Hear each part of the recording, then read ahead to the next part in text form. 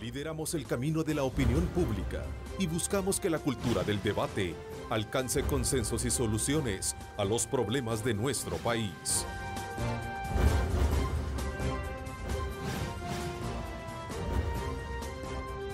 Diálogo con Ernesto López. ¿Qué tal? ¿Cómo están? Un placer enorme saludarles a ustedes en este viernes 31 de agosto de 2018. Bienvenidos a Diálogo con Ernesto López. En esta edición especial, como siempre, agradecemos a Dios Todopoderoso por darnos ese privilegio de poder estar con ustedes, acompañarlos ahí precisamente donde ustedes se encuentren. Así es que desde ya, bienvenidos. Esta mañana, como siempre, extrañamos la presencia ahora de nuestro buen amigo Julio Valdivieso, a quien le deseamos una pronta, desde luego, recuperación. Vamos a darle la más cordial bienvenida al doctor Kiro Waldo Salgado, que ya está con nosotros. Doctor, bienvenido, gracias. Muchas gracias. Por estar acá con nosotros. Gracias también, Carlos Araujo con nosotros. Carlos, ¿cómo estás? Muy buenos días, aquí a la orden. Gracias, Garry Zafia también. Muy buenos días. Bueno, y en ausencia de Julio, aquí nos acompaña nuestro buen amigo Ulises del Dios Guzmán. Gracias por acompañarnos. Muchas gracias, Ernesto. Un gran gustazo estar aquí con todos ustedes, deseándole bienestar a Julio, y me alegro de ver a Kirio de regreso. Así es. Gracias. Hoy vamos a debatir varios temas. Desde luego, en la Asamblea Legislativa ayer se dieron aspectos que tienen que ver con la decisión de los partidos políticos de poder darle facultad a quienes tienen sus DUIs vencidos, poder votar en las próximas elecciones. Ese fue un aspecto muy importante que se llevó a cabo, sobre todo cuando se trata de motivar, de incentivar a aquellos jóvenes o aquellas personas que están un poco desilusionadas con la clase política para no votar, para que lleguen a hacerlo. Pero también este día vamos a debatir unos aspectos que se abordaron tras los planteamientos hechos en el marco de un evento anticorrupción celebrado en esta capital, en la que se recomendaron hacer ajustes jurídicos para fortalecer el desempeño y el combate a este mal desde la perspectiva institucional. Hablamos de reformas para quitarle la facultad a la Asamblea Legislativa de elegir funcionarios de segundo grado, darle potestad a la Corte, mayores potestades a la Corte de Cuentas de la República para fiscalizar la partida de gastos reservados y fortalecer, por supuesto, el trabajo de la Fiscalía, entre otras acciones no menos importantes. Además, vamos a sumar la petición y la visita que ayer hiciera el fiscal general de la República a la Asamblea Legislativa, que de alguna manera busca llegó a solicitarle a los partidos políticos poder superar el veto que dio el órgano ejecutivo respecto a las reformas a la ley orgánica de la Fiscalía, en el sentido que la unidad financiera tenga su propia autonomía de investigación. Ese fue, Garrido, corrígeme un poco. Sí, no he podido ver el decreto, pero por ahí anda. Pero lo que se buscó y lo que vetó el presidente fue precisamente autonomía funcional y técnica. Y técnica, ¿verdad? Es decir, que aun y cuando sea otro fiscal, sea la unidad en la que siga con el trabajo de línea de investigación. Respondiendo a la línea de Gafi, grupo, del Gafi. Del grupo de Egmont. Egmont. Aquí el Gafi no tiene nada que ver, es Egmont. Ok, qué bueno. Vamos a hablar de esos y otros temas. Desde ya pues les invitamos a ustedes a que participen. Nuestras 3 preguntas claves que van a estar sobre la mesa gravitando para que ustedes participen es: a su juicio, ¿el país tiene avances en el combate a la corrupción? ¿Existe voluntad política para luchar contra esta? Y por supuesto, la tercera pregunta: ¿podrán los diputados superar el veto para darle autonomía a la unidad financiera de la Fiscalía General de la República? Esas son las 3 preguntas claves que van a estar ahí presentes sobre nuestra mesa. Pero bueno, los dejo a ustedes sobre esta base. Hiciste un comentario sobre la aprobación, y no está en el tema, pero yo quisiera aportarlo, lo relativo al DUI. Los mismos argumentos que se debatieron ayer para la aprobación se debatieron se debatieron previamente a la elección de alcaldes y diputados anterior, y se vetó por el presidente de la República. Ya hay más bien vigente una resolución de la Sala de la Constitucional que regula lo relativo a la vigencia de los documentos para votar. Tengo la impresión, y por eso quiero adelantarlo, que el presidente va a volver a vetar, y digo volver porque creo que, como decimos los abogados, mutatis mutandi, cambiando algunas cosas marginales, se está siguiendo el mismo patrón que se siguió en la elección previa, en la elección de alcaldes y diputados. Entonces, muy probablemente, o más bien me atrevo adelantar de que el presidente lo va a vetar, sin perjuicio de lo que al respecto diga la resolución de la Sala de lo Constitucional. Mira, aquí lo que habría que aclarar en este tema, uno, es que lo que la resolución de la Sala dijo en su momento, es que esa materia o ese tema en particular no es un tema constitucional, sino que dijo, mire, es el legislador en la ley secundaria, ahí donde dice la Constitución que se debe regular ese tipo de cosas para emitir el sufragio. Por lo tanto, es el legislador el que tiene que configurar esto. Vea, el tema, ¿cuál fue en aquel momento? Que hubieron 43 votos para hacer una reforma a la ley secundaria, el frente no estaba incluido, el presidente lo veta y no podían superar el veto. No habían 56 votos. Creo que ahora la diferencia, si mal no recuerdo, creo que Gana acompañó la reforma el día de ayer. Y si eso fuera de esa forma y el presidente la veta, pues habrían suficientes votos para superar ese veto. Y estaríamos a tiempo. Hoy, ese es el tema legal sobre la reforma. O sea, no, la Sala no ha dicho que no se puede votar con DUI vencido. Eso dijo, yo no me meto en esto, este no es un tema que yo me voy a meter porque es un tema de derechos constitucionales. Hoy vamos al tema realmente de fondo, o sea, del hecho de decir votemos con DUI vencido. Este es un tema que viene desde hace ratos hablándose y todo el mundo queriendo pedir. En unas ocasiones lo pidió el frente, después lo pide Arena, después lo pide otro. Y yo creo que al final de cuentas eso no sirve para nada. O sea, porque todo el tema en esto es la cantidad de aquellos DUIs que están ya vencidos y que han estado vencidos desde hace muchas elecciones y que se ve un bulto grande de personas que están con ese documento vencido y que por lo tanto hay que darle un beneficio a eso. Es que el tema de esa gente es que esa gente normalmente está fuera del país, está en los Estados Unidos de una forma ilegal y por lo tanto están ahí y no pueden renovar los DUIs. No sé si tú te acordás, Gary, cuando estuviste en el RNPN, que se hizo una auditoría profunda, que vino la OEA, se chequeó el tribunal, se chequeó en el RNPN los expedientes. No, y el tema es que esa gente no es que no exista, o sea, no es que sean ilegales los DUIs y sus expedientes están documentados totalmente, pero aquí tenemos el problema de que se van 400 personas diarias para los Estados Unidos. Y por en la frontera, en los desiertos, los obligan a tirar los DUIs. Y estando en Estados Unidos no van a ir a renovar el DUI, lo menos que les importa es renovar los DUIs, o sea, entonces ese fenómeno, al final que buscan darle un beneficio a esa cantidad de personas, en la práctica no es real, en la práctica no es cierto, porque al final de cuentas un salvadoreño viviendo acá necesita renovar el DUI no para ir a votar, necesita renovar el DUI para poder comer y trabajar. Para todo. Entonces, el que está aquí, aunque sea pobre, se rebusca para conseguir esos $10 porque lo necesita para otras cosas mucho menos que para ir a votar. O sea, el voto, el ejercicio del voto en ese término es marginal. Y el hecho y la lectura otra es que muy pocos jóvenes de los que, y una cosa que nos inventamos cuando tú estabas ahí, Carlos, fue para los que van a votar y que se cierre el padrón, los que cumplen 18 años, adelantarles la preemisión del DUI. Entiendo que 2.000 jóvenes cada vez va menos jóvenes que les interesa votar. Entonces yo sí creo que ese tema que lo va a volver a vetar el presidente. ¿Qué elementos suman Ulises y también el doctor Salgado en esto? Doctor.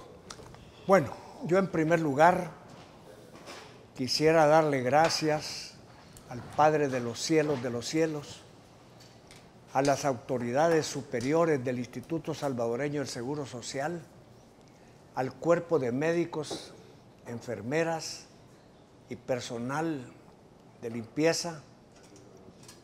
Me atendieron muy bien, estuve 11 días en el Seguro Social, internado por un problema de septicemia, problema de inflamación del hígado, de la vesícula, y yo realmente estoy muy agradecido. Se portaron con excelencia y espero regresar dentro de un mes para la operación de la vesícula. Muchas gracias. Y muchas gracias también a todas las personas que estuvieron orando por mí. Ahora, yo no sé si estamos en el tema del DUI o de la corrupción. Estamos en el DUI. Bueno, okay, porque es algo que ayer se aprobó en la Asamblea Legislativa. Mire, yo realmente no creo que la gente a la que se le vaya a renovar para las elecciones el DUI vaya a votar. El que no quiere ir a votar no va a ir a votar. Sin embargo, estoy de acuerdo con la medida de la Asamblea, porque por lo menos se abre la posibilidad de que algunas personas vayan a emitir su voto. Lo que sucede es que a algunos partidos no les conviene, porque entre mayor sea el número de votantes, así se juzga o se calcula el ganador de las elecciones. El ganador de las elecciones tiene que sacar el 50% de los votos válidos más uno. Entre más gente va a votar, entre más votos válidos haya, se reduce la posibilidad de ganar de un partido político. Ahora, hay que preguntarse a favor o en contra de quién va esta disposición. Porque si el FMLN cree que va en contra de ellos, el presidente lo va a vetar. Si Gana cree que les favorece, Gana va a dar los votos y va a superar los 56 votos que se necesitan para darle vuelta al posible veto del presidente de la República. En esto yo no hago punto de honor. En esto yo creo que si hay facilidades para que la persona vaya a votar y que ese voto, esa renovación del DUI sea exclusivamente para votar, yo estoy totalmente de acuerdo.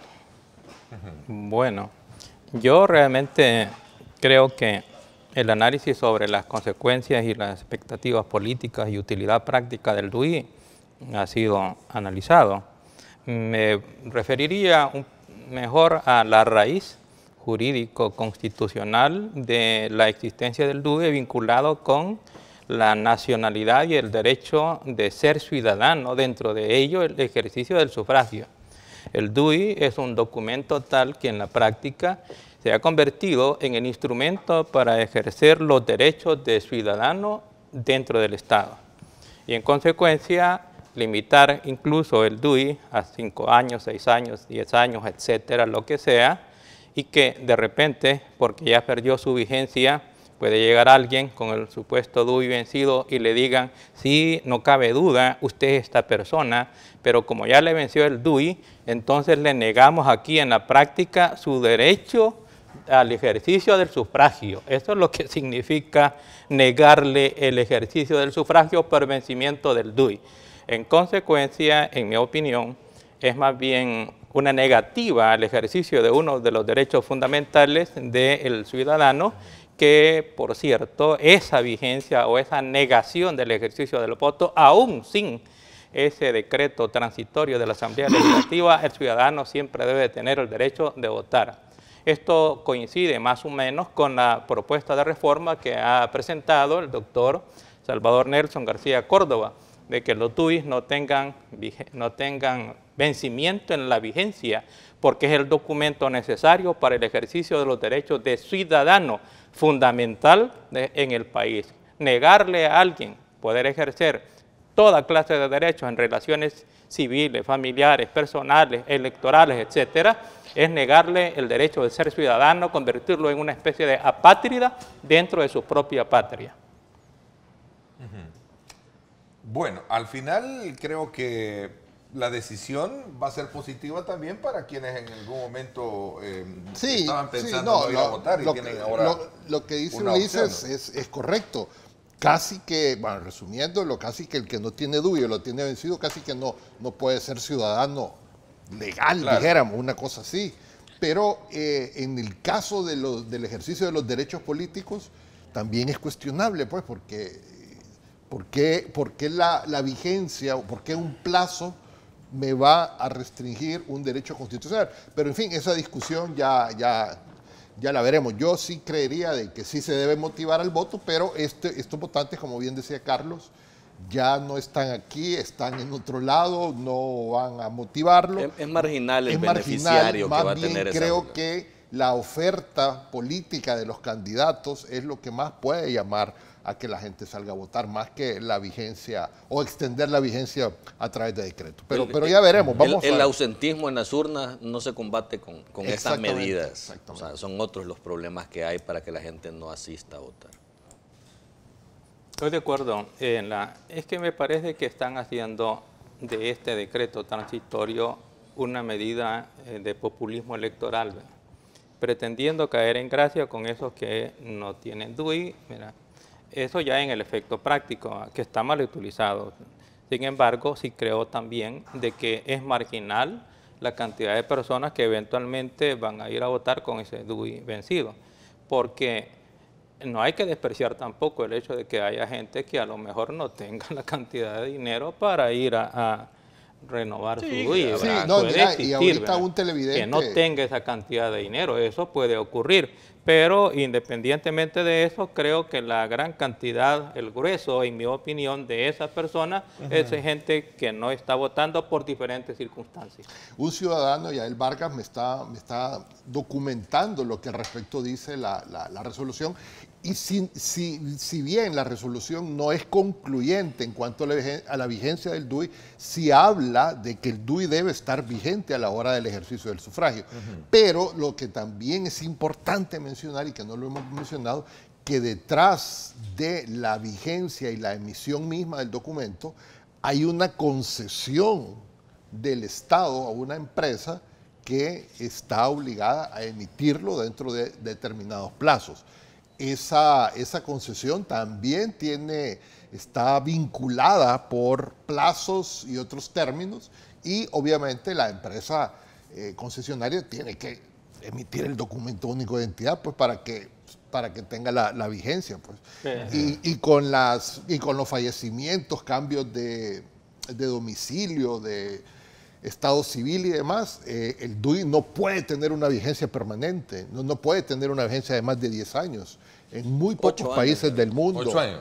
En muy pocos países del mundo tiene más de 5 años. Ahora, yo lo que quisiera saber es con cuántos votos se aprobó el decreto que prorroga el DUI. Ahorita lo vemos. Porque yo Pero es mayoría entendí que era 43 votos. No, todos menos el frente. Eso menos quisiera... Se aprobó con 45 se aprobó, pero el único que no está a favor de esa reforma del día de ayer es el FMLN. Pero entonces muy probablemente la va a si vetar. hubiera votado Gana, el número fuera mayor. Sí, lo que pasa es que en ese momento no levantaron la mano, pero sí acompañan el proyecto. O sea, eso, acuérdese, doctor, que de repente, vamos a aprobar esto, levanten la mano, ya están los 45 votos. Y había un dictamen favorable. Mire, y otro tema que Bueno, está ahí, pero, como pero estoy no sacando... no es seguro entonces que realmente superen el veto, no es seguro. No, yo creo que va a haber veto. No, digo que no es que va a haber seguro un que veto lo por superen. Habrá, el que frente no no votó, supere. y el El frente no frente está a no favor. votó. Va a haber entonces. Sí, Es habrá que veto. es que esa es la indicación, lo que dice Carlos. Si el frente no votó, muy probablemente el presidente, que es del mismo partido, lo va a vetar. Pero y ahí viene seguro lo que dice. Pero y ahí- si gana veto, perdón, Si votó, Gana no votó, entonces no es seguro No, pero que Gana puedan. votó. No. Fueron Acompañó. los diputados. Acompañó, La no votación votó. fue 45 No votos. votó, lo cual hace incierto Ay, así que es, vaya a dar correcto. sus votos para superar el veto. Es una especie de reserva de derecho para votar, para reservar ellos tienen que Para hacer analizar- una cuota de Ay, negociación. Es una cuota de negociación. ellos El tienen dic- que analizar la conveniencia Sí, sí, El sí. dictamen. de que la gente vaya a votar según los intereses de El Nayib. dictamen que entró Ay, al Pleno ay, fue a ay. propuesta de René Portillo Cuadra y Numan Salgado de Gana. Pero sí, fue el Bueno, acompañamiento. pero O sea, lo que pasa es que no la levantaron la mano en el momento, pues eso es lo que yo entiendo. Pues sí, hay Pero reservaron eso el no, derecho. eso no los compromete a nada. Ay, así es, claro, correcto. Claro, Sí. muy hábilmente dejan Tienen reserva de derecho de... Y con jugar. relación a eso de las concesiones del DUI, la emisión y los plazos, ese es puro negocio, ¿no? Ya Bueno. se vio en el caso de la concesión y cómo se la dieron en prórroga automática a Mullbauer, no Bien obstante de cuestionable. que no le había vencido el plazo, se lo dieron año y medio antes, no hicieron auditorías previas, no hicieron comprobación, no comprobaron el sistema de captación y verificación de las huellas, etcétera. Eso es puro negocio Pero es un y tema- negocio sucio. Es sí. un tema administrativo que no empaña, sí. que No, no pero empaña tenés- la emisión del documento. tenés toda la razón. Es un hay que tema separarlo de tener- corrupción. Es Pero un hay que tema tener de el corrupción. cuidado de no enlodar el sistema electoral, el registro electoral por ese tipo de cosas. O sea, que amén del negocio que hubo, amén de que pueda haber corrupción en medio de esto, eso no cuestiona que la emisión del documento sigue siendo eficiente y que sigue siendo buena y que el registro es válido y que el registro es confiable. Porque solo a este cuidado tenemos. con los mensajes. Así es Bueno, que allí no no lo sabemos. Y si una... fuera tan bueno, lo hubieran sometido a licitación. Le voy a hacer la pausa comercial. Cuando regresemos, vamos a sumar otras discusiones que hay hoy en día.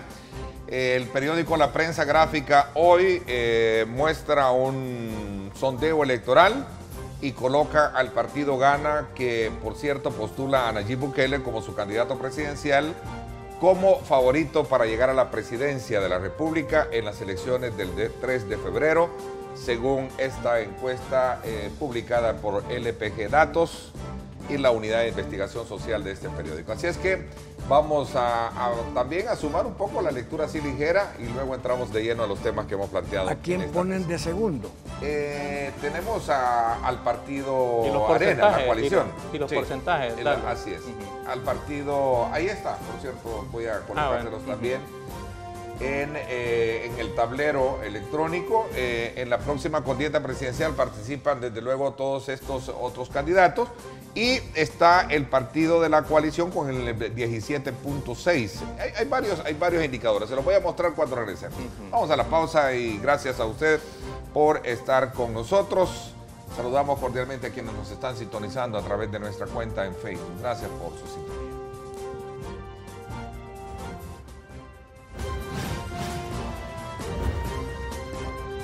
Diálogo con Ernesto López.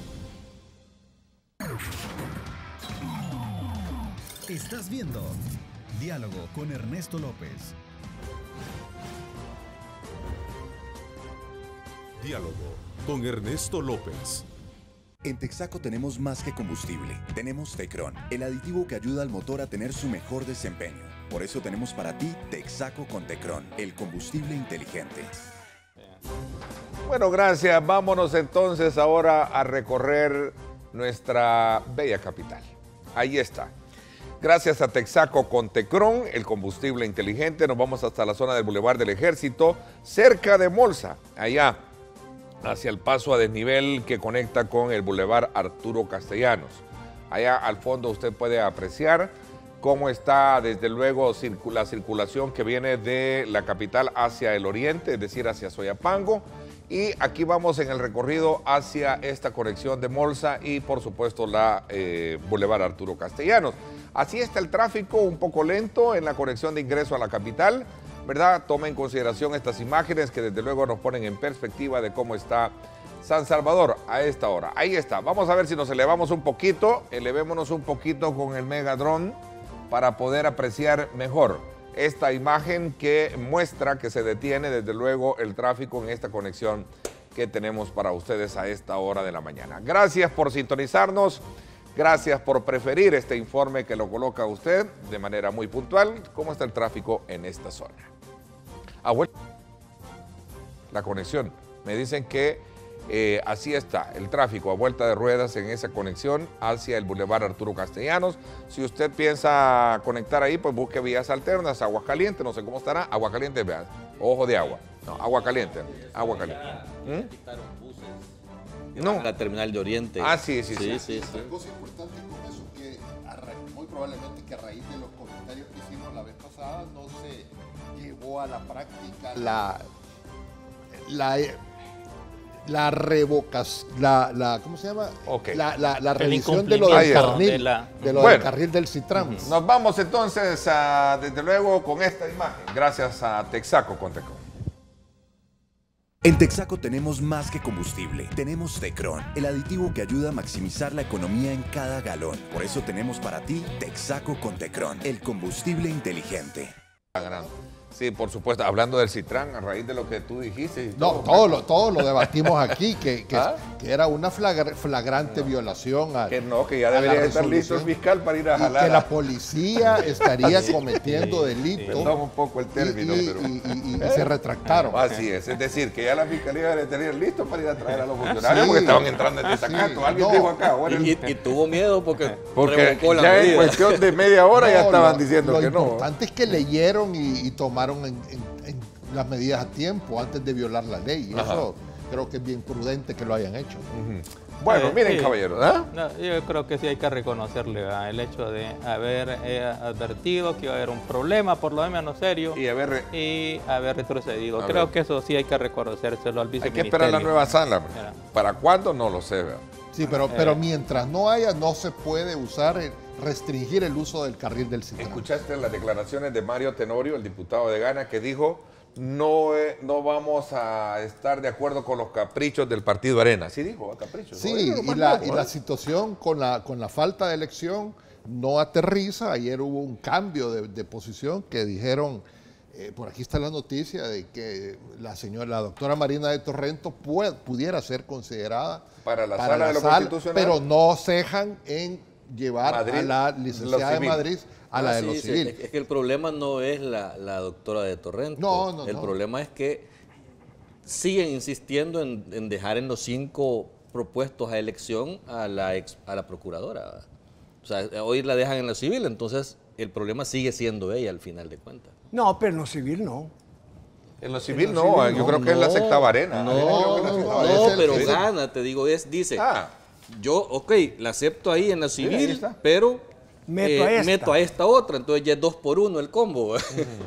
Ese creo que es el En entrampamiento. lugar de al Sonia final de Cortés de Madrid, propone a Marina de Torrento para la sala de lo constitucional y a la procuradora La dejan para en la la sala de lo civil. Ajá. Aún con ese movimiento, la elección de la Corte sigue siendo un punto muerto. O sea, Pero hoy está peor, pues. Por eso Hoy te digo está que peor, sí, hoy- claro. antes pedían una cuota y hoy quieren 2. Hoy quieren 2. Sí, entonces, y el problema es que mientras más dilate, más se extienda la elección, más va a entrar al fragor de la campaña política y más probabilidades de que se empate con la elección del fiscal. Es que les y conviene nada. que no haya sala. Claro, hombre. pero lo que hemos estado debatiendo es precisamente eso, que no hay sala en flagrante violación a los plazos constitucionales. mira, dice una declaración de Mario Tenorio en reacción a lo que dijo Numan Salgado.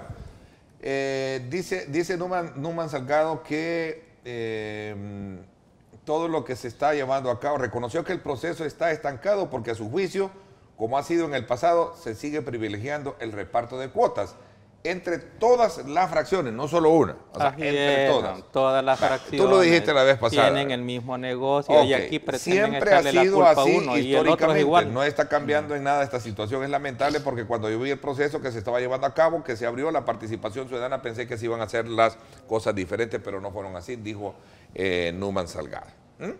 Pero bueno, así están las cosas. Es lo mismo, cada quien quiere imponer todo lo suyo o a la No hay aritmética a su sala, conveniencia y Y el ni va a otro haber también, sala. ¿verdad? Y entonces están entrampados en eso. Nadie tiene el poder Una de semana aplanar a los... más, una semana más y no vemos que vaya a haber sala. Vamos a ver la otra semana. Es que Bueno, no puede aquí- haber no puede haber, porque con esto del fiscal general que quiere que le aprueben que revoquen el veto del presidente, el presidente se va a ir a la sala de lo constitucional, porque ya anunció que es inconstitucional. Y ahí en la sala, como no hay sala, va a quedar eso nulificado. Ese es un buen punto, fíjate, O sea, porque tiene razón el doctor. Cuando el presidente lo veta por inconstitucional, si ¿Tiene? se llegara a superar ese veto, Va a la sala. tiene que ir a la sala, como bien dice. Y el no hay doctor. sala. Y no hay. Pero no hay salas no solo para ese tema, para varios Hay temas. otros No, Pero- pero ese tema es importante porque no sé qué día de septiembre vence el plazo que han 24. dado muchos organismos internacionales y países Sí, lo de Egmont. para 24 compaginar la labor de investigación financiera con la fiscalía. Claro. Entonces se pierde la Son oportunidad. reformas absurdas esas, e innecesarias esas. ¿Por qué? No, mira, Lo dice un esa- abogado y lo dice un ex magistrado de la Corte Suprema Así de es, Justicia. eso es absurdo. De la sala de lo penal, ¿verdad? De la sala de los penales, así es. ¿Qué pasa es con lo- la sala de lo penal? No, Eh, que ¿qué lo está es? diciendo ahora que es absurdo esa reforma. Así es, hombre. ¿Pero cuál ¿Qué es reforma? lo- La de la la reforma que independizar ahí pretende la darle UF, de la la AFI. autonomía funcional y técnica a la UF a la UIF, a la unidad de inteligencia financiera. De inteligencia. Es de inteligencia en el grupo Por gusto, dice que es el equivalente aquí a la unidad de investigación financiera. ¿Por qué razón? ¿Qué es lo que podría hacer con esa reforma que no pueda hacer actualmente? ¿Qué es lo que podría hacer? Simplemente que ahora con esa reforma supuestamente van a tener a dos cabezas, la Fiscalía General de la República con el poder que le da la Constitución y el otro que va a decir que tiene autonomía y que le responde al organismo internacional. Claro. Quiere decir entonces que dentro de la Fiscalía va a haber un tumor que le va a violentar la autonomía que le da la Constitución al órgano persona, fiscal general, que tiene todo el poder. Es el embrión de la CICIG, hombre.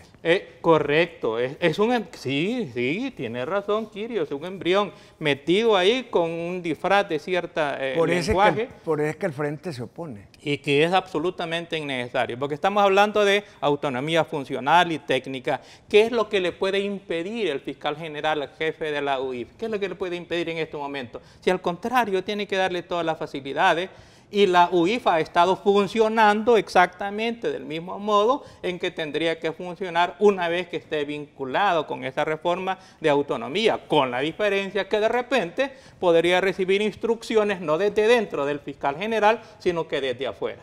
Hay varios organismos relacionados al tema de lavado a nivel internacional, pero los dos más importantes son el grupo Gafi y el que compete a El Salvador por su geografía es GAFIC, el Grupo de Acción Financiera de Centroamérica y del Caribe. Y el que se refiere a las asistencias entre las unidades de investigación o inteligencia financiera es el grupo de Egmont, que es el que establece, el que administra una red tecnológica para las asistencias internacionales, para generar el intercambio de información de personas investigadas por lavado a nivel mundial. Es una red sumamente fuerte. Egmont establece recomendaciones. El Salvador le ha pedido que reforme, entre otras cosas, lo de la autonomía de la UIF, pero El Salvador se ha quedado rezagado en la ubicación de la UIF. Mira lo que dice el fiscal general Douglas Meléndez, dice: si somos expulsados del grupo Egmont, El Salvador podría ser catalogado como paraíso fiscal. Y voy a ponerles otra declaración, la del presidente actual, la del presidente de la República, profesor Sánchez Serén, que esta es la argumentación que dice con relación al tema de por qué declaró por qué vetó esta reforma. La regulación introducida contraría la Constitución y trastoca la esencia de la Fiscalía, rompiendo el diseño institucional creado por el constituyente, rompe el orden establecido. A ver, ¿qué piensan ustedes de esta? Es que mire, por eso le cambiaron nombre. Porque antes era Unidad de Investigación Financiera. Y si es autónoma, le quita una de las cualidades, de las facultades que tiene la Fiscalía General de la República, que es el ente investigador y el que lleva el monopolio de la acción penal. Entonces le pusieron Unidad de Inteligencia Financiera. De Investigación Financiera. Es investigación. No, pero de inteligencia. Así se llama. Mencionó ayer el Investigación Financiera. Sí, no, pero es investigación financiera. Entonces, el problema, pero el punto no es ese. El punto es quién se opone, por qué se opone y cuáles son las consecuencias de que entrara en vigencia esta unidad que para mí no viola la Constitución. El fiscal general sigue teniendo el poder de dirección, solo que es dirección funcional, no administrativa, dirección funcional. Él no pierde las facultades constitucionales que le da la Carta Magna. Ahora, ¿por qué se oponen? Si esta es una herramienta más para combatir no solo la corrupción, sino que el crimen organizado, el lavado de dólares, el tráfico de niños, el tráfico de órganos, la venta de armas, y todo lo que viene con el crimen organizado, pues yo me sentiría tranquilo que la Fiscalía General de la República estuviera adscrita a toda esa comunidad de inteligencia financiera que le pudiera proporcionar información para llegar aquí en El Salvador o fuera del Salvador a descubrir esos patrimonios o a descubrir a los autores del crimen organizado. ¿Desde cuándo? Si la Fiscalía General de la República ya participa del Grupo Egmont. No lo pueden expulsar. Y tiene el mismo funcionamiento, el mismo sistema. Es más, las informaciones de los grupos ROT, es decir, de los reportes de operaciones sospechosas, precisamente vienen de eso. Hasta este momento, ¿a quién o a qué le ha servido a la Fiscalía ese reporte de operaciones sospechosas? ¿A quién han investigado o descubierto con ese reporte de operaciones sospechosas? Simplemente a un solo sujeto, que es el expresidente de la República, pero que fue utilizado ese reporte mañosamente, políticamente, de modo tal que de todo lo que dice, de toda esa información, para nada ha servido. Y que posiblemente esa filtración hasta pudo haber votado un caso profundizado. Ese fue el detonante que Egmont ha generado para esta reforma. Sí, ahora, yo no pero quiero entrar en... como que el decir por arte de magia son autónomos, entonces no, ya mira, al que pongan en la cabeza de la UF, ese va a ser ya probo, invulnerable, inviolable. Mira, si es lo mismo, una persona igual que el fiscal general. Las reformas que propuso Gafi se aprobaron en 2013-2014, reformas estructurales. Lo que ha pedido Egmont, a mí, en el fondo, no entiendo qué es lo que está pidiendo con esa autonomía. Correcto. Lo que jurídicamente no nos parece a un grupo de abogados con los que hemos estado platicando es que como dentro de una autónoma, que es la Fiscalía, va a haber otro autónomo. Así es. Es como darle autonomía a la sección de vehículos de ANDA o de CEPA. Es como declarar una autónoma dentro de una autónoma. No puede existir, es un tumor dentro de la Fiscalía, Déjame, porque puede provenir pero más no sé corrupción si en el fondo con eso. hay algo más, pero creo que... Déjame que te lea parte de la esencial de lo que dijo el fiscal con relación a este tema de la reforma y del veto. Dice, en vista que la reforma legal no resta las atribuciones constitucionales del fiscal general para la investigación del delito de lavado de dinero y activos, debido a que esa función es ejercida por medio de la unidad especializada contra el lavado de dinero y activos.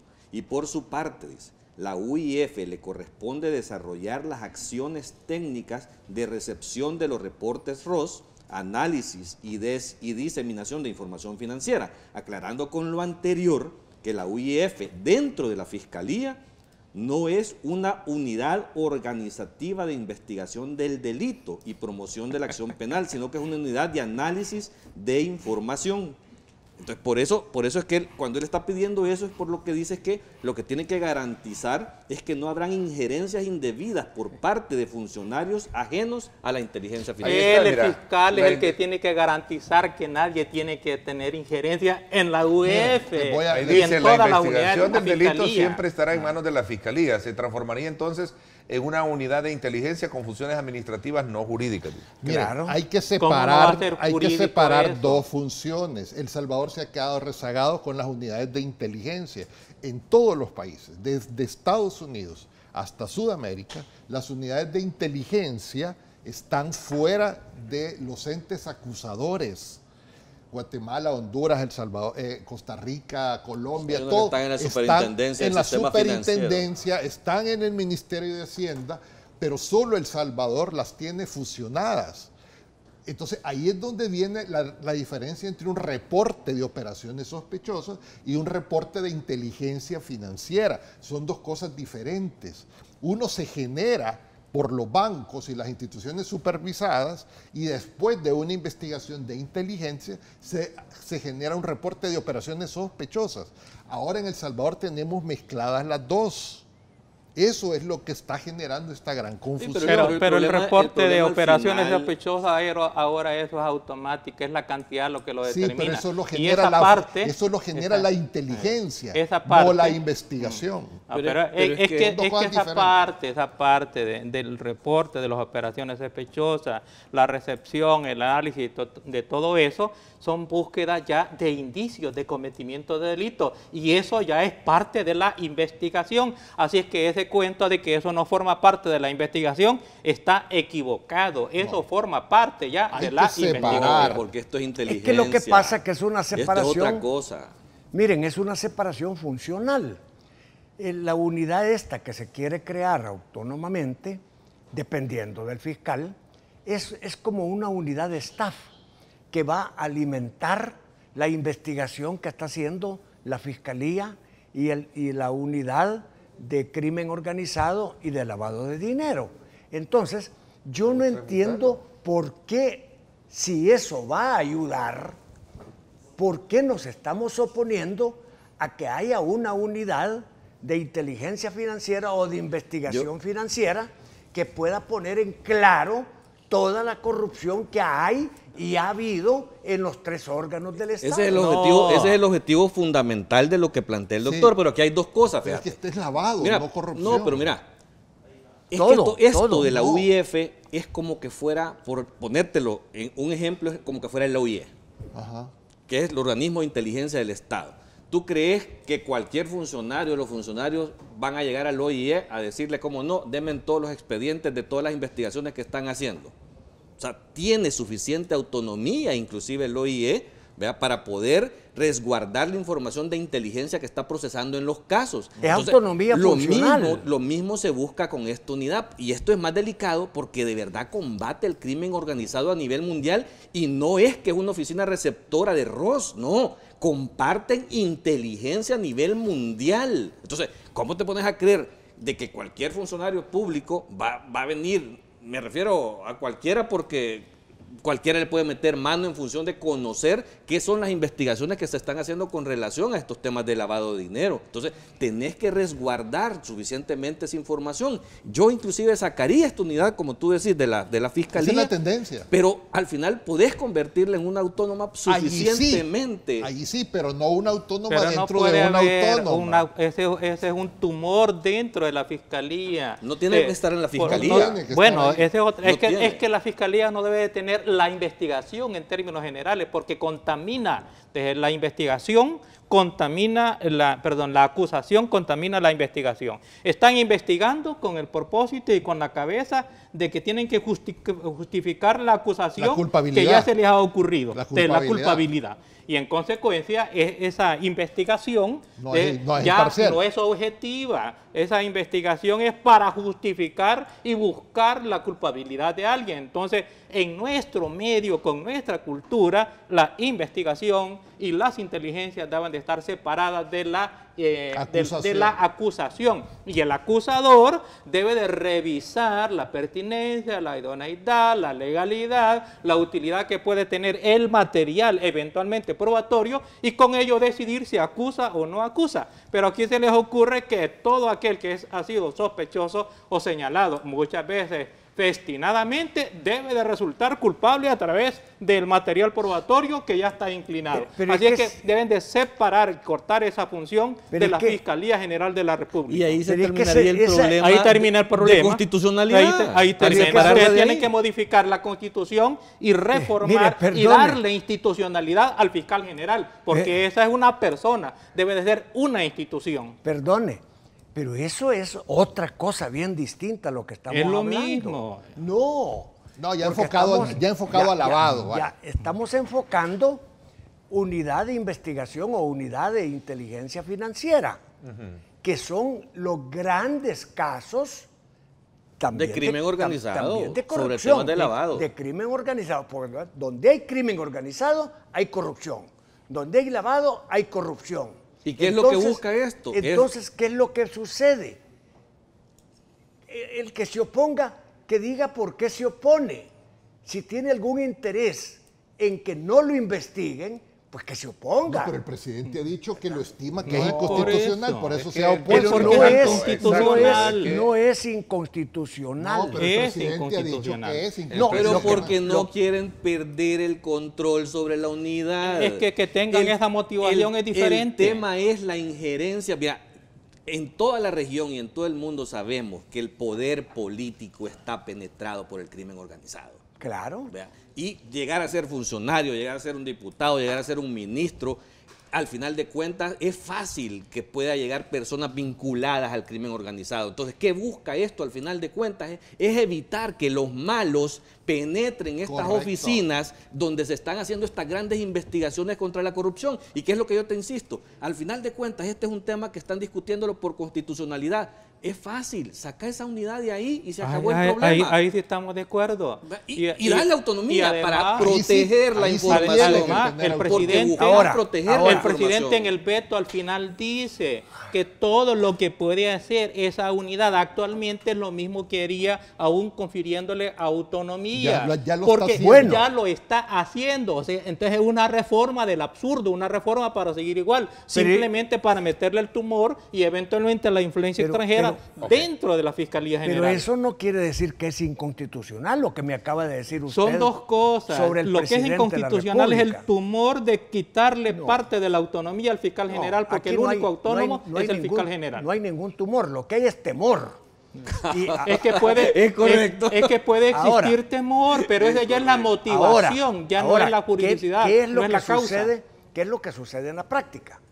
En la práctica lo que sucede es que si la Asamblea llegara a convencer a Gana, que tiene también sus pecadillos por ahí en algunos diputados, si llegara a convencer a Gana y superan el veto, el presidente se va a la Corte Suprema de Justicia, a la Sala de lo Constitucional, permitime, se va a la Sala de lo Constitucional, aunque no haya, mete un recurso de inconstitucionalidad, y mientras no haya Sala de lo Constitucional, aquello sigue ahí durmiendo el sueño de los justos, se pasa el tiempo en el que hay que mostrar a los organismos internacionales que ya está superado el veto y aquí no pasa nada. Y seguimos igual. Y el reino del crimen organizado, y el reino del lavado, la penetración y el de la reino política de la corrupción. En medio de estas A investigaciones.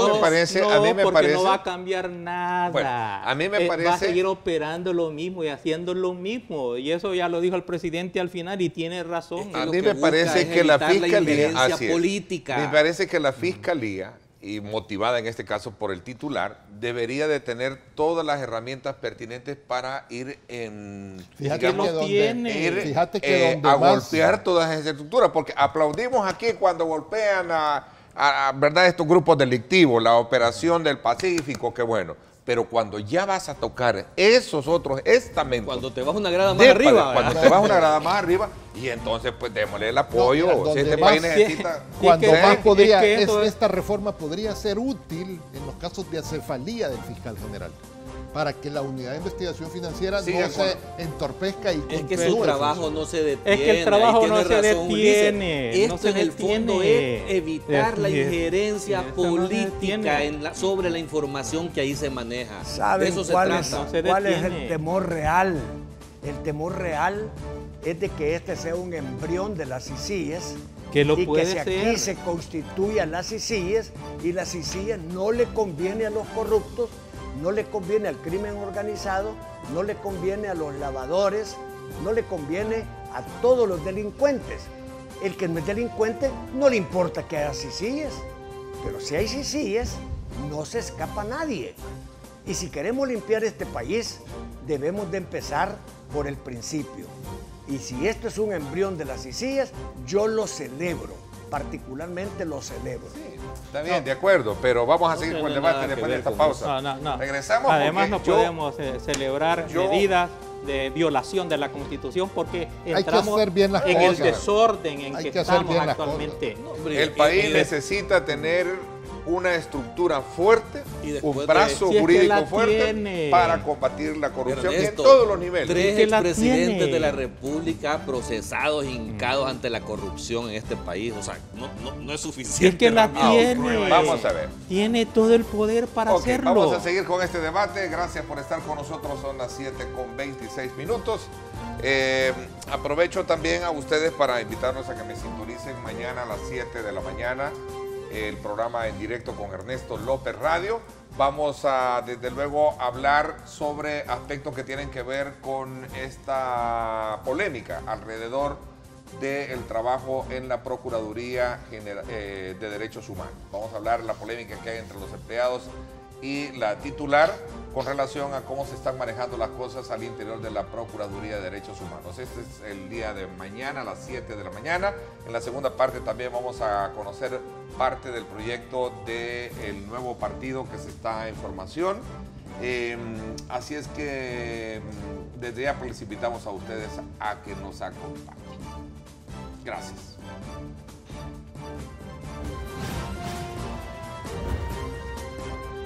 Diálogo con Ernesto López.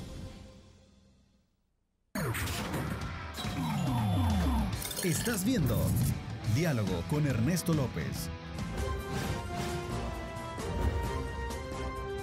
Diálogo con Ernesto López.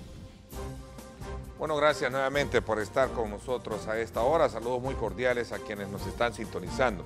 A ver, habíamos un poco quedado bajo esa lógica de que ustedes creen que basta ver el arrodillamiento que han tenido 3 presidentes ante la justicia para poder estar pensando en una CICIG.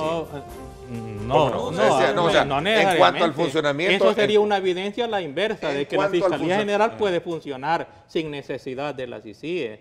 Y por otro lado, el hecho de que se le diga por papel a la unidad, a la UIF, que es autónoma, eso no le da invulnerabilidad al encargado de la unidad, lo hace tan vulnerable y a lo mejor hasta más caro van a tener que vender los arroz, precisamente porque ahora hay mayor atención sobre el punto.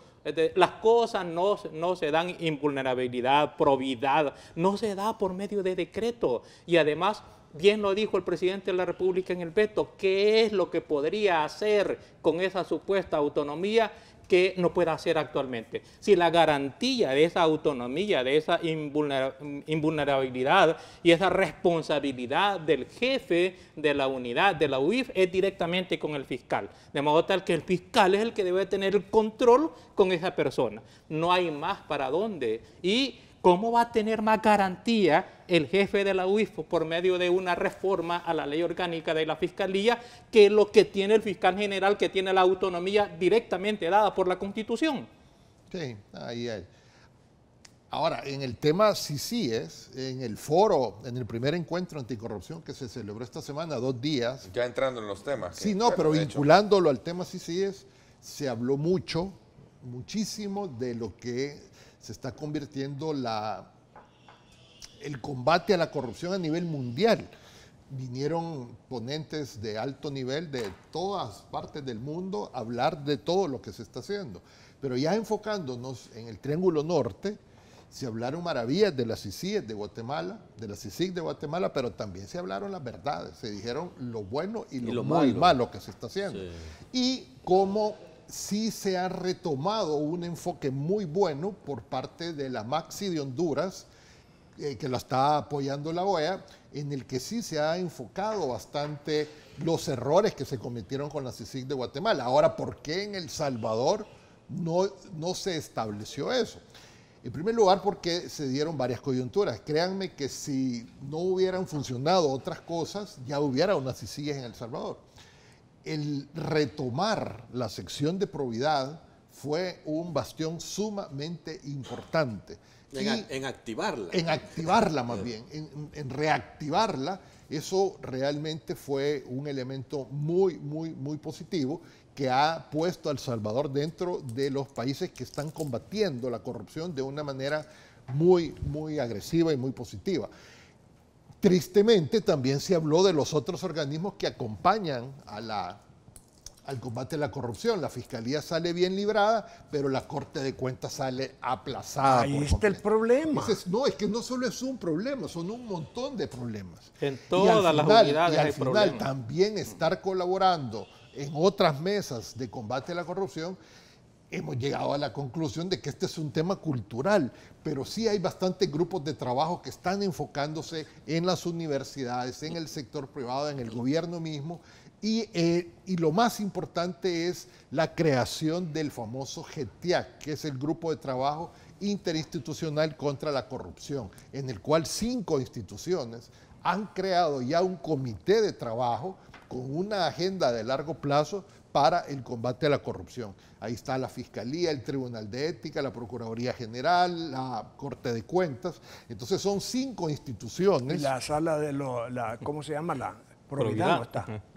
No, está la Corte Suprema y ahí por ende está la sección de Probidad. Pero están estas 5 instituciones que conforman el grupo de trabajo se han comprometido y va a haber financiamiento porque créanme que el combate, según se dijo en el foro, el combate a la corrupción no es barato, pero es rentable. Estuvimos viendo las experiencias de Colombia, Chile, Uruguay y el caso de Perú. Es impresionante cómo se logró cambiar sistemáticamente la Corte de Cuentas y se ha generado hasta rentabilidad dentro de todo lo que se roba de la corrupción. Hay, dijéramos, elementos de rentabilidad, pero sí, las medidas son importantes. Ahora, ya aterrizando, creo que urgen medidas fuertes contra la corrupción todavía, y la más importante, la que mencionó el ex magistrado Sidney Blanco, creo que es de lo más rescatable, es eliminar el fuero. Más allá de eliminar la partida de gastos reservados y demás. El fuero constitucional contra los funcionarios. Que no fueran elegidos estos funcionarios. Esa es otra decisión, pero no sé cómo eso puede abonar a la transparencia. Ahí podría asegurarnos funcionarios más probos, más calificados, pero no lo vinculo directamente. Pero es un poco complicado la elección. Pero no lo vinculo directamente al tema de transparencia, pero el tema del fuero, que los políticos no tengan fuero y que puedan ser procesados directamente, yo creo que eso sí sería. Que no tengan fuero para esos efectos. Entonces yo sí creo que el fortalecimiento de la Fiscalía, de la sección de probidad, del Tribunal de Ética, especialmente de la Corte de Cuentas, son el llamado que hace este foro y este grupo de trabajo. Así que yo creo que lo que viene... viene todavía más combate a la corrupción. Son ideas magníficas, las aplaudo.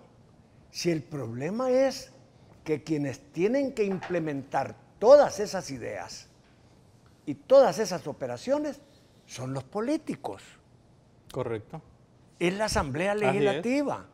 Y mientras no se llegue a sanear completa y totalmente la Asamblea Legislativa, no vamos a hacer nada, nada. Yo celebro el grupo de gente, de diputados que se han separado de algunas cuestiones que para ellos no son buenas ahí en el Partido Arena. Ojalá que así fuera en Ghana, en el PCN y en todos los partidos políticos, para que empezáramos a ver una luz al final del túnel y que nos diera la certidumbre de que todo eso que tú planteas y que recogiste del foro y de lo que plantean los demás compañeros de mesa puedan llevarse a cabo. Porque de lo contrario aquí no va a haber nada. Si no se logra superar el veto del presidente de la República por medio de los partidos políticos, aquí no hay nada. Aunque el presidente invoque la inconstitucionalidad y no haya sala de lo constitucional, y a propósito probablemente no la haya para que no se miren ciertos problemas. Pero hay que hacerlo. Hay que dar muestras de buena voluntad, muestras de que queremos hacer bien las cosas. Pero aquí todo pasa por la clase política.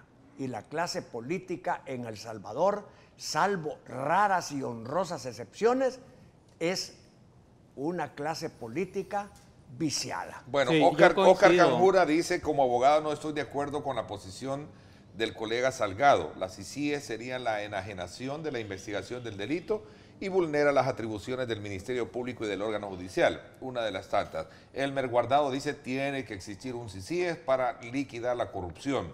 Un sistema judicial es una arteria de la corrupción como el que tenemos hoy en día. Esa es parte de los pros y los contras que hay que...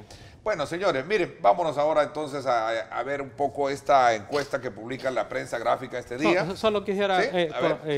apoyar la idea de Kirio. Tenemos un problema estructural porque todas esas instituciones de control son dominadas o son electas por el poder político y en consecuencia difícilmente el poder político va a permitir a gente o que tome medidas o que va a acompañar o a promover las reformas necesarias para que sean destruidos el mismo poder político. Ahí tenemos algún entrampamiento.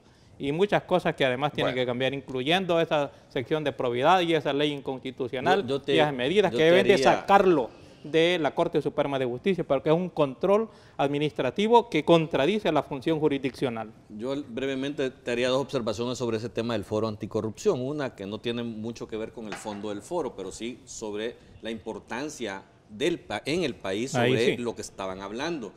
Y algo que yo sí lamento mucho y quiero expresarlo de esa manera es que muy a pesar, como dice Garry, de que fue un foro con personajes de alto nivel a nivel mundial que le dan la importancia a ese tema como tal, yo sí lamento que las campañas presidenciales no le hayan dado esa importancia. Porque la corrupción o al evento. De las 4 campañas presidenciales, una no fue.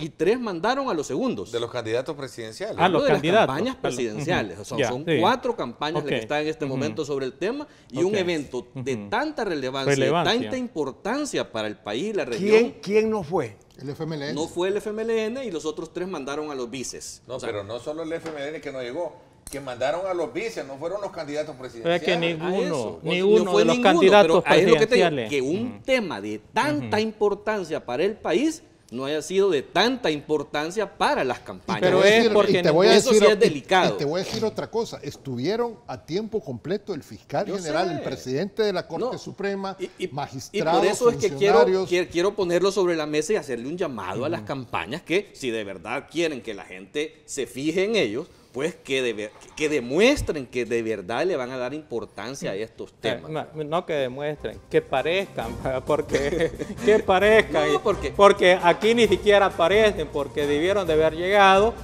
y decir alguna cosa que más o menos que van a combatir la corrupción, aunque no lo hagan porque es difícil creerle. Pero lo que sí quiero señalar es el hecho de que ni eso hicieron, ni siquiera llegaron los candidatos a la presidencia para que no le grabaran nada de compromiso y después se lo sacaran. Significa que después ellos no están comprometidos, porque eso lo dijo el candidato a la vicepresidencia, que no tiene poder. Y lo último que también lo hemos estado diciendo sobre este tema es que aquí, a pesar de los avances que han habido en el combate a la corrupción, que lo ha mostrado este fiscal con todas las deficiencias comunicacionales que pueda tener, ¿verdad?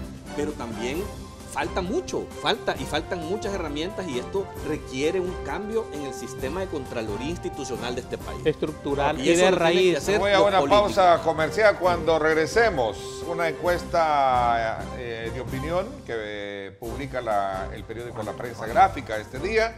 Por primera vez muestran inclinaciones de los salvadoreños para llevar a la presidencia a un partido que no sea ni Arena ni el FMLN.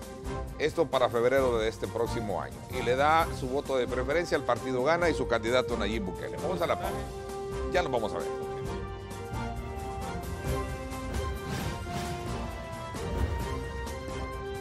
Diálogo con Ernesto López. Estás viendo Diálogo con Ernesto López.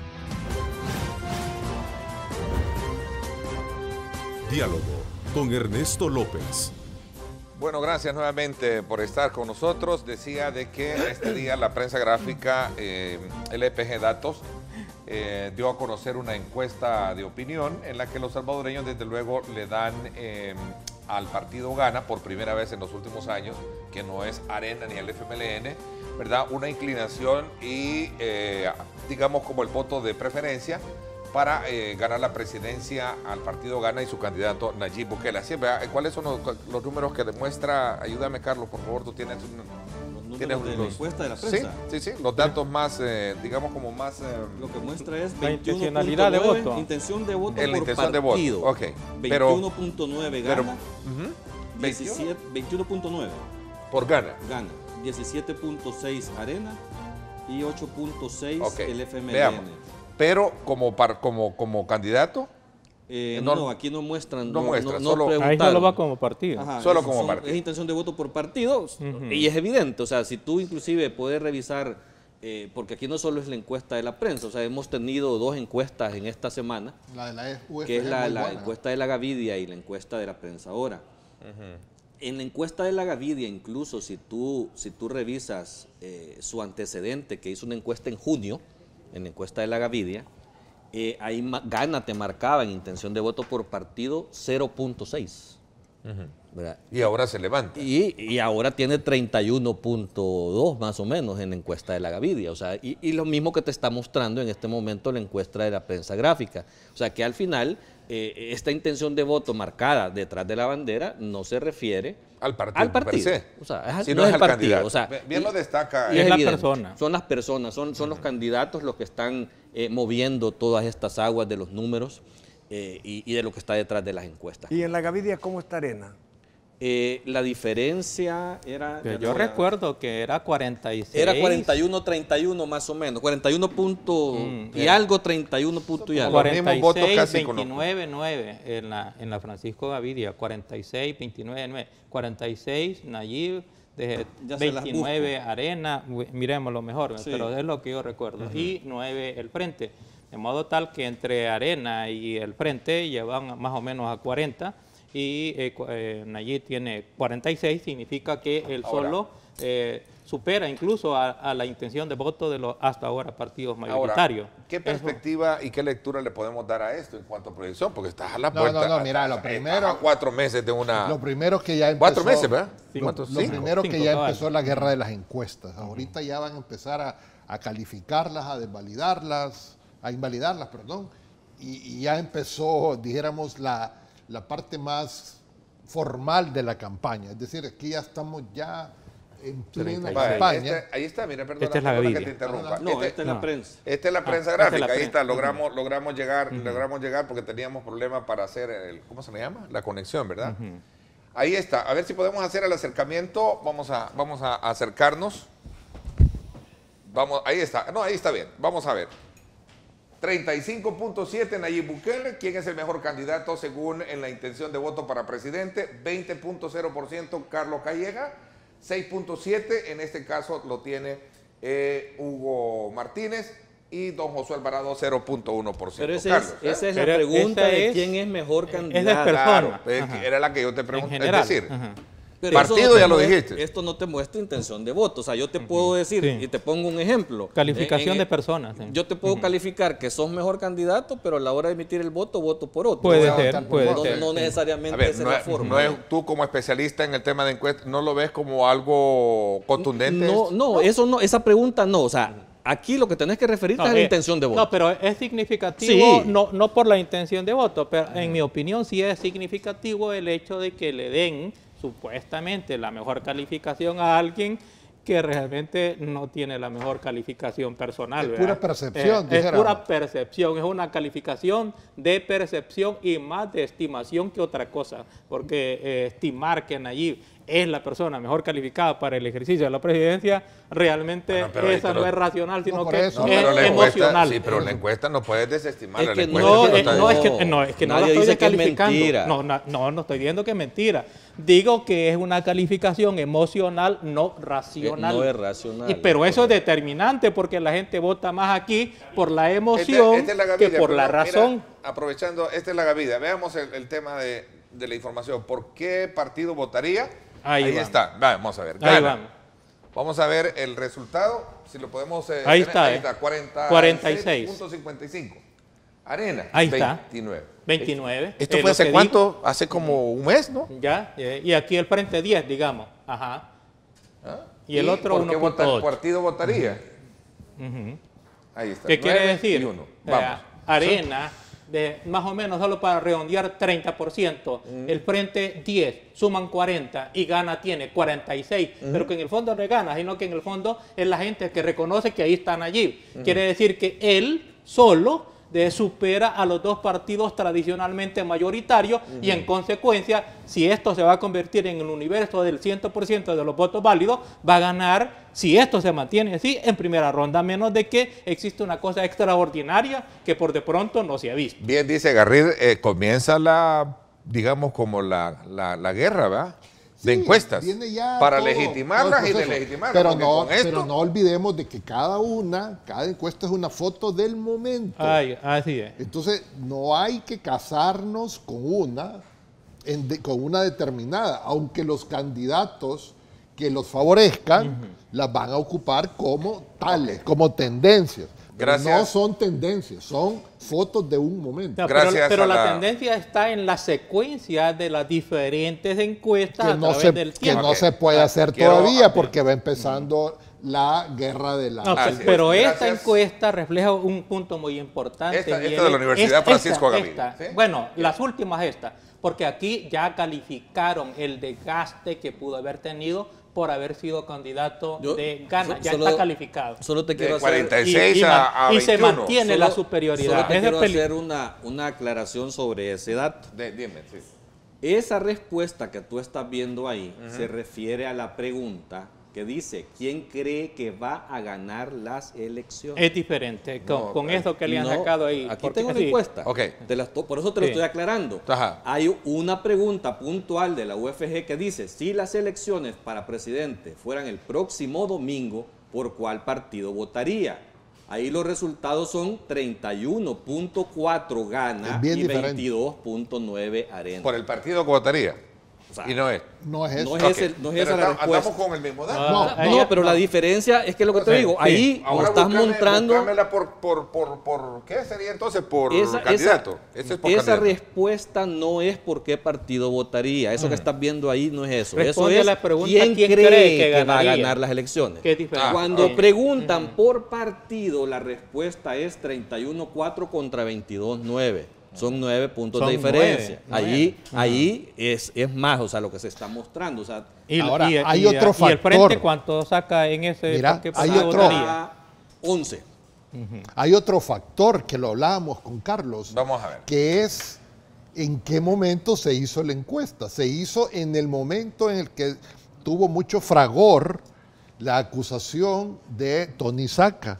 Entonces, eso afectó significativamente a Arena y le hizo bajar unos puntos. Entonces, el momento en el que se hizo también no se puede tomar como tendencia. Lo que hablábamos, Ulises, de aquí ya vamos a empezar a medir, a ver cómo se van comportando para ir midiendo precisamente tendencias. Porque estas dos encuestas muy buenas solo nos reflejan la foto del momento. Pero de aquí para allá ya vamos a ir midiendo. Y yo lo que le refiero es que tanto estas últimas dos encuestas, primero partamos de algo, que las dos encuestas ya se dan en el contexto de que ya tenemos candidatos y fórmulas presidenciales definidas. Con sus partidos. Voy a hacer una pausa porque no recordaba que teníamos que irnos a pausa. Regreso, voy a hacer una corrección de esa lámina que tú me estás planteando, porque el dato, ¿quién cree que va a ganar las elecciones? El 46.5% dice el partido Gana. Aquí tengo yo ese dato. Por eso, pero ¿quién va a ganar? No es intención de voto. Y si las elecciones para presidente fueran el próximo domingo, Gana aparece con el 31%. Eso es diferente. Es diferente. Sí. No la es intención de voto no es esa. Ya vamos a ver. Sí, correcto. Sí. Vámonos a la pausa y regreso.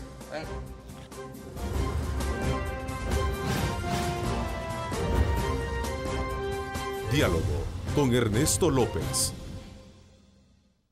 El futuro es imaginar, es pensar en grande. Prepárate hoy. Estudia en la UFG y amplía tus oportunidades. UFG, tecnología, innovación y calidad.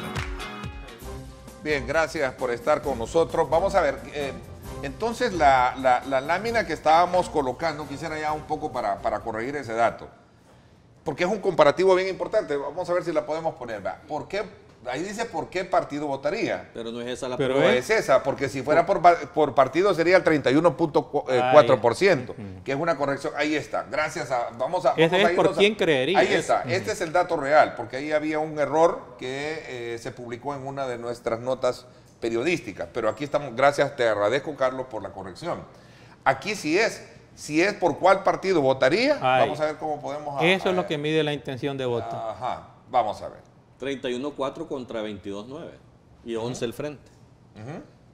Ahí la diferencia ya son 9 puntos en intención de voto. Así es.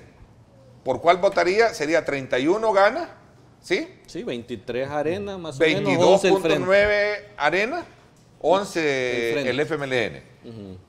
¿Quién cree que va a ganar las elecciones? El 46%, que era el dato aquel correcto. Es la otra. Pero eso no es intención de voto. Esta es la original, así es, pero siempre Este de es lo que arriba. mide. Ahora, si lo comparas, pero Es que siempre mira, de arriba. Pero es lo que yo te quiero decir. Significativamente. O sea, ahora, estas encuestas, tanto la Gavidia como la prensa, miden por primera vez a los contendientes reales. Tenemos 4 fórmulas presidenciales con 4 contendientes. Nayib Bukele con Gana, Carlos Calleja con la coalición Arena, PCN, PDC, Democracia Salvadoreña, Hugo Martínez con el FMLN y Josué Alvarado con el Partido Banco. O sea, esos son los que vamos a ver si alguien no se cae en el camino, porque solo puede bajar y no subir. Es lo que vamos a ver en la papeleta del 3 de febrero. Entonces empezamos a ver estas mediciones y esta es como el banderillazo de salida casi ya de la campaña electoral. Es evidente, y lo hemos estado viendo durante los últimos tiempos, el fenómeno que ha representado el candidato Bukele. O sea, que esto no es sorpresa que está en primer lugar. Yo lo que sí observo del análisis de las encuestas es que si tú hace 6, 7 meses revisabas las encuestas, la diferencia o la brecha que se había establecido entre Bukele y el resto de contendientes era bien alta, mucho más alta, y estamos viendo, y lo está confirmando inclusive la encuesta de la prensa gráfica, porque la encuesta de la prensa gráfica te está diciendo que la diferencia hoy son menos de 5 puntos, ¿verdad? Entonces te está mostrando una reducción de esa brecha se va cerrando. Ahora yo te puedo decir que esta mesa está más o menos pareja en cuanto a la competencia. Hace un año aproximadamente tú veías casi un claro ganador. Ahora, y el otro factor, perdón, es el muy poco crecimiento o nulo crecimiento en las 2 encuestas del FMLN. Sí, es que el frente ha pasado, solo en la de la Gavidia creo que pasó el umbral del 10%. Y yo ya se lo advertí en esta mesa en varias ocasiones al FMLN. Póngale atención, señores del frente, a dónde están sus votos. ¿Quién tiene sus votos? ¿Quién los ha vaciado? ¿Quién los tiene en ese lugar? Y enfoquen su estrategia y su campaña en función de recuperar lo que han perdido. Y asesoramiento de gratis. Y es de gratis, por eso yo no cobro. Gracias, le agradezco, doctor Salgado. Gracias por habernos acompañado. Bueno, que sigan mejor. Gracias. Gracias, Garriz. Gracias también a ti. Gracias, Carlos. Gracias, Ulises. Los espero mañana con Astrid Dávalos a las 7 de la mañana. Vamos a hablar con el nuevo partido de Johnny Wright.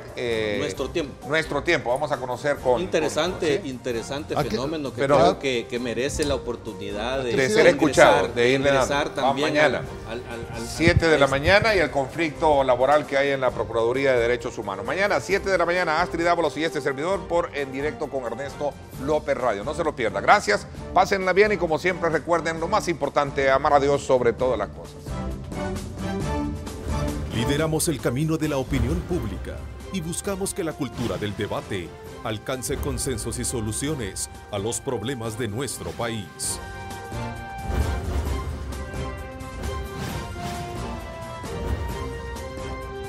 Diálogo con Ernesto López.